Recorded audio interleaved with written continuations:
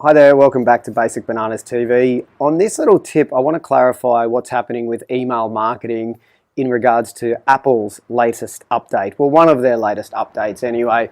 So there's been a lot of talk around emails getting harder and harder to get in the inbox, basically, and also whether they'll be effective in the future, with increased security and so on. So one thing I wanted to clarify is Apple is doing an update, and what's happened is there is increased security. So what will happen is, basically, to make it simple, is Apple will, if you turn on this increased security function, Apple will actually open the email. Now this is only going to impact mass emails for your email marketing or your email newsletter, or that kind of style of email blast when you're doing promotions. So the mass emails from your database system, your CRM. Now, what happens is you'll do the email blast. Apple will actually open the email. And so what will happen is then it will forward that email onto your inbox. Now, why is it opening that email? It opens that email from a different IP, from a different location, so that people doing spam from these database systems, they can't see where you've opened it. So whether you open the email or not, that message won't actually get back to the database, because the database will think, yeah, it's been opened at this certain location, where, however, that was Apple. Now, whether you opened or not is not going to be accurate. So your open rates from your systems aren't going to be as accurate.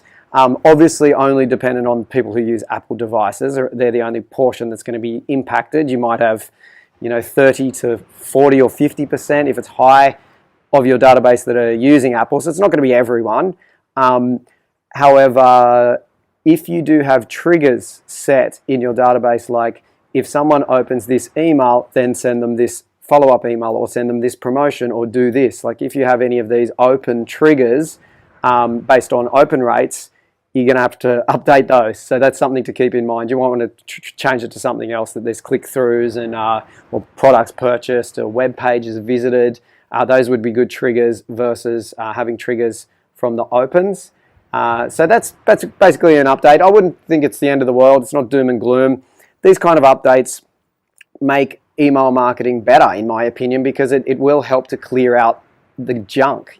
So if you're doing email marketing well, you're just going to have more chance of cutting through with all of these updates. So continue doing it. It's not dead. It's not going away. It's still the best marketing strategy that there is available on planet Earth. Obviously, you get people from all of those marketing activities you do. You want them in your email database so you can continually nurture those relationships, because some people might buy now, they might buy in 2 years, 5 years, 10 years. You want to nurture those relationships with emails.